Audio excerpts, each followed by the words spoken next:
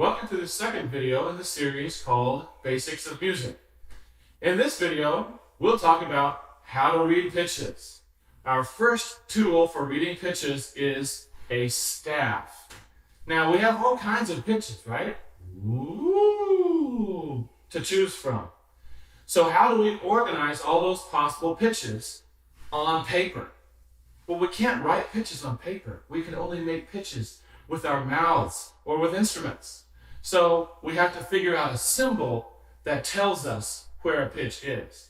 So we use a staff. A staff is 5 lines counted from the bottom up, 1, 2, 3, 4, 5, and 4 spaces counted from the bottom up, also 1, 2, 3, 4. Those lines and spaces take all of our possible pitches and organize them into a little grid. Lower pitches down here, and then higher pitches as it rises on the staff.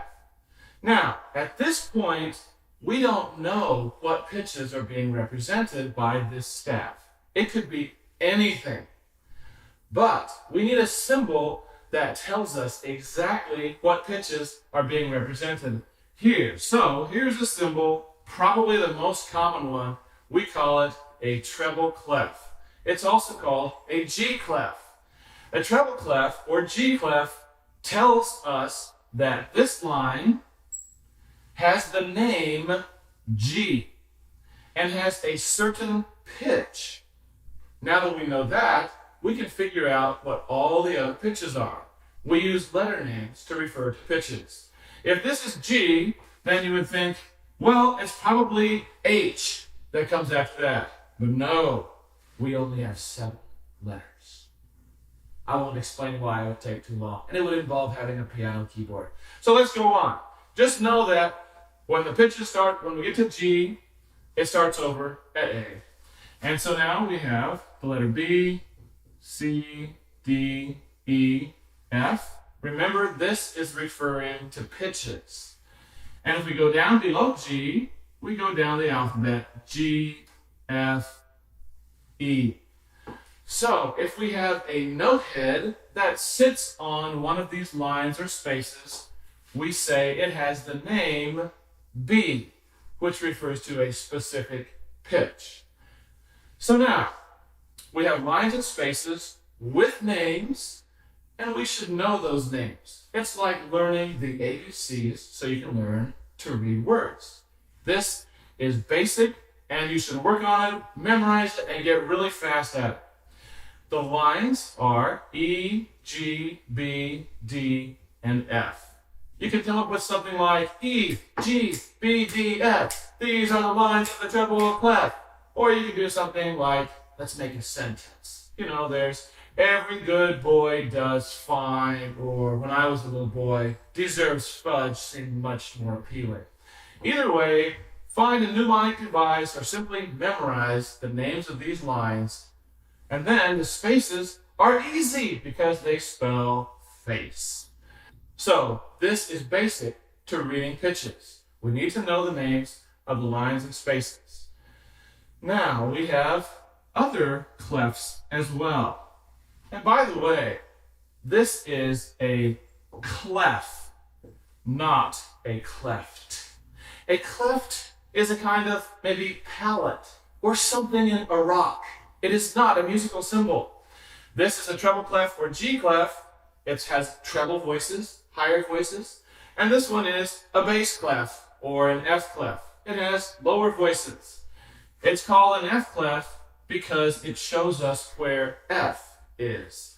F, again, is the name of a pitch, right? So we go up the alphabet. If this line is F, then the space above it is G. And the line above that is H. No, it's A. You knew that. This is A. And then we go down from F. So the space below F is E. You can even say it if you want to. D, C, B, A, and G. So we have 5 lines, and they're similar in order to these lines, but it starts on a G instead of an E. So you need to learn the names of the letters. of the bass staff if you want to become fluent at reading pitches.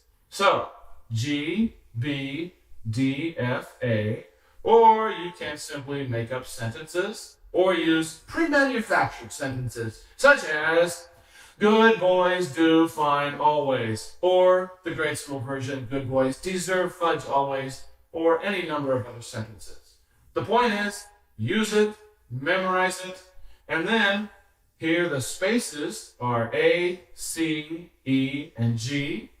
Again, you can just memorize A, C, E, G, or ACE, G, or you could make up a sentence like, all cows eat grass, or my favorite as a child, all cars eat gas. Ha ha, that's so funny then. It works. Whatever you use, just choose something that works and that helps you memorize the names of these pitches. Those are the basics of pitch letter names. Now, what is this note right here? I don't know. Do you know? How do we know? It's out in the middle of nowhere. We need to give it a context. We do that by drawing lines. Watch this. This is called a ledger line. It's a short little line that extends the staff up or down from the regular 5-line staff. So if we go from the top line here, which is F, we could just count up the alphabet, starting over at A, of course, to figure out what that pitch name is. So here we have F, the space is G, then we have A, the space is B, the line is C.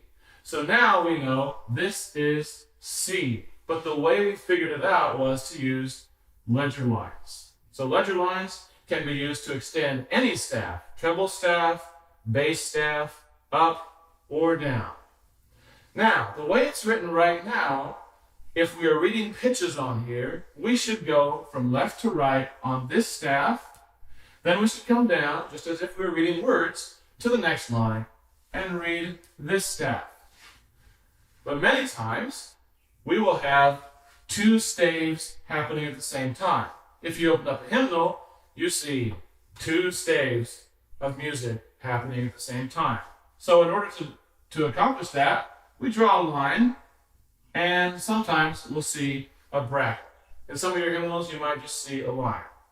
This means now that all of the music on both of these staves is going to happen at the same time. We call this a grand staff. Why is it called a grand staff? I don't know. It's just great because everybody can sing on it. So that's the end of this lesson on pitch. In the next lesson, we'll talk about reading pitches and we'll go into reading solfege. If you don't know that word, don't be afraid. It's a really great thing. See you there.